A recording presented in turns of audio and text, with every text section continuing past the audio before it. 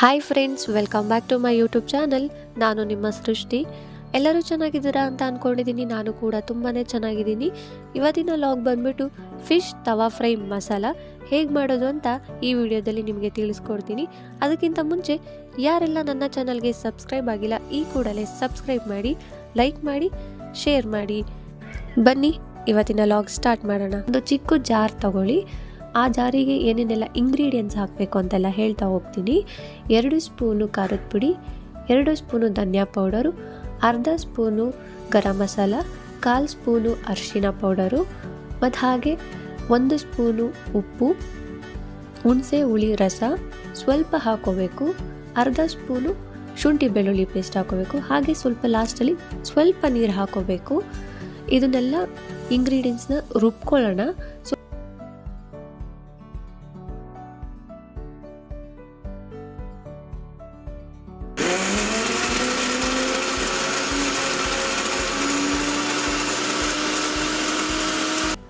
So ಯಾವ ರೀತಿ ಬರಬೇಕು ಅಂತ ಹೇಳಿದರೆ, ಸ್ವಲ್ಪ ನೈಸಾಗಿ ಬರಬೇಕು ನೋಡಿ. ಈ ರೀತಿ ನೈಸಿಗೆ ರುಬ್ಕೊಂಡಿರಬೇಕು.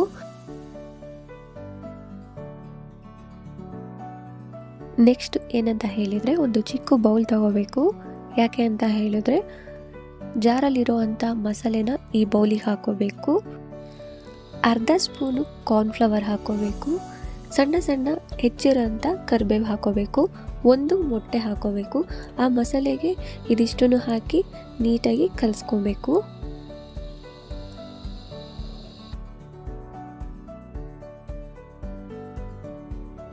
ನಾನೀಗ 1 kg ಪಾಂಪ್ಲೆಟ್ ಮೀನು ತೊಗೊಂಡಿದ್ದೀನಿ. ಈ ಮೀನು ತವಾ ಫ್ರೈ ಹಾಗೂ ಕಬಾಬಿಗೆ ತುಂಬ ಟೇಸ್ಟ್ ಕೊಡುತ್ತೆ. 1 kg ಆಗೋಷ್ಟು ನಾನು ಮಸಾಲೆನ ರೆಡಿ ಮಾಡ್ಕೊಂಡಿದ್ದೀನಿ. ನಾನೀಗ ಈ ಮಸಾಲೆ ಎಲ್ಲನೂ ಮೀನಿಗೆ ಹಾಕಿ ಕಲಿಸ್ತಾ ಇದ್ದೀನಿ. ಈಗ ಲಾಸ್ಟಿಗೆ ನೋಡಿ ಈ ಥರ ಫುಲ್ ಫಿನಿಶಿಂಗ್ ಬರುತ್ತೆ. ಮಸಾಲೆನೆಲ್ಲ ಹಾಕಿ ನೀಟಾಗಿ ಮೀನಿಗೆಲ್ಲ ಕಲಿಸಿದಾಗ ಈ ಥರ ಫುಲ್ಲು ಚೆನ್ನಾಗಿ ಮೀನಿಗೆಲ್ಲ ನೀಟಾಗಿ ಮಸಾಲೆ ಅಂಟ್ಕೊಂಡಿರುತ್ತೆ. 1 ಅವರ್ ನೆನೆಯೋದಕ್ಕೆ ಬಿಡಬೇಕು.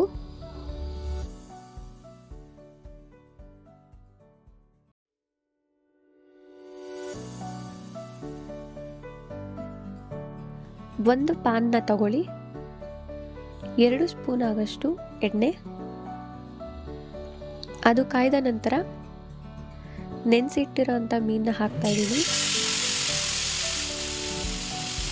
ಅದು ಒಂದು ಸೈಡ್ ರೋಸ್ಟ್ ಆದಮೇಲೆ ಮತ್ತೆ ಇನ್ನೊಂದು ಸೈಡ್ ರೋಸ್ಟ್ ಮಾಡಬೇಕು.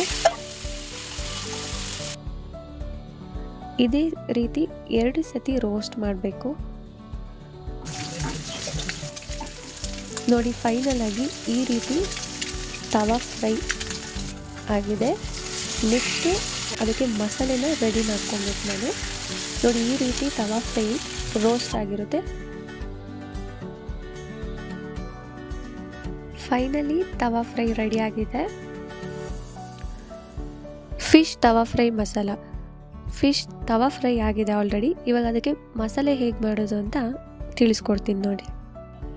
1 ಬೌಲಿಗೆ 2 ಸ್ಪೂನ್ ಖಾರದ ಪುಡಿ, 2 ಸ್ಪೂನ್ ಧನಿಯಾ ಪೌಡರ್, ಅರ್ಧ ಚಮಚ ಗರಂ ಮಸಾಲ, 1/4 ಚಮಚ ಅರಿಶಿನ, ಸ್ವಲ್ಪ ಹುಳಿ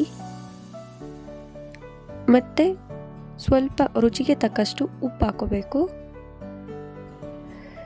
ಮತ್ತು ಚೂರು ಬೆಲ್ಲ ಹಾಕೋಬೇಕು, ಸಣ್ಣದು. ಆ ಬೌಲ್ ಫುಲ್ ಆಗೋಷ್ಟು ನೀರು ಹಾಕೋಬೇಕು. 1 ಸ್ಪೂನಲ್ಲಿ ಹಾಗೆ ನೀಟಾಗಿ ಕಲಿಸ್ಬೇಕು. ಆ ಮಸಾಲೆ ನೀರಲ್ಲಿ ಹಾಗೆ ಕರಗಬೇಕು. ಅದಕ್ಕೆ ನೀಟಾಗಿ ಕಲಿಸ್ತಾ ಇರಬೇಕು. ಈಗ 2 ಚಿಕ್ಕ ಟೊಮೆಟೊನ ರುಬ್ಕೊತಾ ಇದ್ದೀನಿ.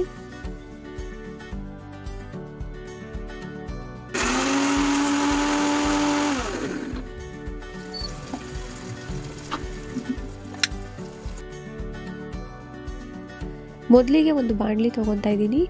ಅದಕ್ಕೆ 2 ಸ್ಪೂನ್ ಆಗೋಷ್ಟು ಎಣ್ಣೆ ಹಾಕೊತಾ ಇದ್ದೀನಿ. ಸ್ವಲ್ಪ ಸಣ್ಣದಾಗಿ ಹೆಚ್ಚಿರುವಂಥ ಕರಿಬೇವು, 2 ಈರುಳ್ಳಿನ ಸಣ್ಣದಾಗಿ ಕಟ್ ಮಾಡ್ಕೊಂಡಿರೋದು ಹಾಕ್ತಾಯಿದ್ದೀನಿ ಇವಾಗ. ಸ್ವಲ್ಪ ರುಚಿಗೆ ತಕ್ಕಷ್ಟು ಉಪ್ಪು, ಅರ್ಧ ಸ್ಪೂನ್ ಶುಂಠಿ ಬೆಳ್ಳುಳ್ಳಿ ಪೇಸ್ಟ್, ಅರ್ಧ ಸ್ಪೂನ್ ಶುಂಠಿ ಬೆಳ್ಳುಳ್ಳಿ ಪೇಸ್ಟ್ ಹಾಕ್ಕೊತಾ ಇದ್ದೀನಿ. ಈಗ ರುಬ್ಕೊಂಡಿರೋಂಥ ಟೊಮೆಟೊನ ಹಾಕ್ಕೊತಾ ಇದ್ದೀನಿ. ಇವಾಗ ನೀಟಾಗಿ ಮಿಕ್ಸ್ ಮಾಡಿ,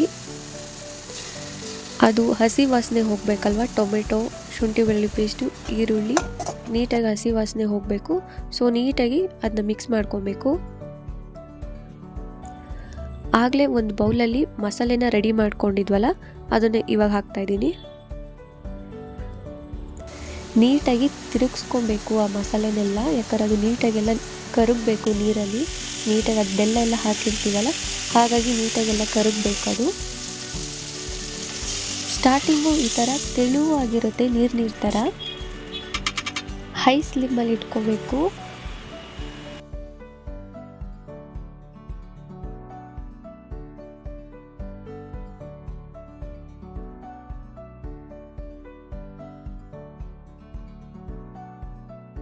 ಅದು ಕುದೀತಾ ಕುದೀತಾ ಮಸಾಲೆ ಬಂದುಬಿಟ್ಟು ಡ್ರೈ ಆಗ್ತಾ ಇರುತ್ತೆ. ನೀವು ನೋಡ್ತಾ ಇರ್ಬೋದು ಎಷ್ಟು ಸಾಫ್ಟಾಗಿ ಮಸಾಲೆ ಎಷ್ಟು ಚೆನ್ನಾಗಿ ಬಂದಿದೆ ಅಂತ. ಸ್ಟಾರ್ಟಿಂಗ್ ನೀವು ನೋಡಿರ್ಬೋದು ಎಷ್ಟು ತೆಳು ಆಗಿತ್ತು ಅಂತ. ಇವಾಗ ನೋಡಿ ಡ್ರೈ ಆಗಿ ಎಷ್ಟು ಚೆನ್ನಾಗಿ ಬಂದಿದೆ ಮಸಾಲೆ ಅಂತ. ನೋಡೋದಕ್ಕೆ ತುಂಬ ಚೆನ್ನಾಗಿ ಕಾಣಿಸ್ತಿದೆ. ಲಾಸ್ಟಲ್ಲಿ ಇದು ಫುಲ್ಲು ಮಸಾಲೆ ಡ್ರೈ ಆದಮೇಲೆ ಗ್ಯಾಸ್ನ ಆಫ್ ಮಾಡಿ ಕೊತ್ತಂಬರಿನ ಸ್ವಲ್ಪ ಅದ್ರ ಮೇಲೆ ಹಾಕಬೇಕು, ಉದುರಿಸ್ಬೇಕು ಫುಲ್ ಎಲ್ಲ ಕಡೆನೂ ಮಸಾಲೆಗೆಲ್ಲ. ಆಮೇಲೆ ಮತ್ತೆ ಒಂದು ರೌಂಡು ನೀಟಾಗಿ ತಿರುಗಿಸ್ಬೇಕು. ಅದು ಮಸಾಲೆ ಫುಲ್ ಕಂಪ್ಲೀಟು ರೆಡಿಯಾಗಿದೆ. ನೀವು ನೋಡ್ತಾ ಇರ್ಬೋದು ಆಲ್ರೆಡಿ ತವಾ ಫ್ರೈ ರೆಡಿಯಾಗಿದೆ, ಈ ಕಡೆ ಮಸಾಲೆನೂ ರೆಡಿಯಾಗಿದೆ. ನಾನು ಒಂದು ಪ್ಲೇಟಿಗೆ ಆಲ್ರೆಡಿ ತವಾ ಫ್ರೈ ಹಾಕ್ಕೊಂಡಿದ್ದೀನಿ. ಹಾಗೆಯೇ ಮತ್ತೆ ಮಸಾಲೆ ಏನು ರೆಡಿಯಾಗಿದೆಯೋ ಅದನ್ನು ಹಾಕ್ಕೊತಾ ಇದ್ದೀನಿ ನಾನು ಆವಾಗಲೇ ಹೇಳ್ದಂಗೆ ಬರೀ ಪ್ಲೈನಾಗೂ ತವಾ ಫ್ರೈ ತಿನ್ಬೋದು, ಚೆನ್ನಾಗಿರುತ್ತೆ. ಅದ್ರ ಜೊತೆಗೆ ಮಸಾಲೆ ಹಾಕ್ಕೊಂಡು ತಿಂದರೆ ಏನು ಟೇಸ್ಟ್ ಕೊಡುತ್ತೆ ಅಂತ ಹೇಳಿದ್ರೆ, ಅದು ಸಾಫ್ಟ್ನೆಸ್ಸು ಮತ್ತು ಹಾಗೆ ಕ್ರಿಸ್ಪಿಯಾಗಿ ಒಳ್ಳೆ ಟೇಸ್ಟ್ ಕೊಡುತ್ತೆ ನಮಗೆ ತಿಂತಾಯಿದ್ರೆ. ಸೊ ಅಷ್ಟು ಚೆನ್ನಾಗಿರುತ್ತೆ ರುಚಿ. ಎಲ್ಲ ಇಂಗ್ರೀಡಿಯೆಂಟ್ಸ್ ಹಾಕಿ ಮಾಡಿರೋಂಥ ಇದೊಂದು ತವಾ ಫ್ರೈ ಮಸಾಲ. ಇವತ್ತಿನ ವಿಡಿಯೋದಲ್ಲಿ ಫಿಶ್ ತವಾ ಫ್ರೈ ಮಸಾಲ ಎಲ್ರಿಗೂ ಇಷ್ಟ ಆಗಿದೆ ಅಂತ ಅಂದ್ಕೊಂಡಿದ್ದೀನಿ. ಎಲ್ಲರೂ ಮನೇಲಿ ಟ್ರೈ ಮಾಡಿ ನೋಡಿ ಒಂದ್ಸತಿ. ಇದೇ ರೀತಿ ಎಲ್ಲರೂ ನನಗೆ ಸಪೋರ್ಟ್ ಮಾಡ್ತಾಯಿರಿ. ಸಬ್ಸ್ಕ್ರೈಬ್ ಮಾಡಿ, ಲೈಕ್ ಮಾಡಿ, ಶೇರ್ ಮಾಡಿ, ಕಮೆಂಟ್ ಮಾಡಿ.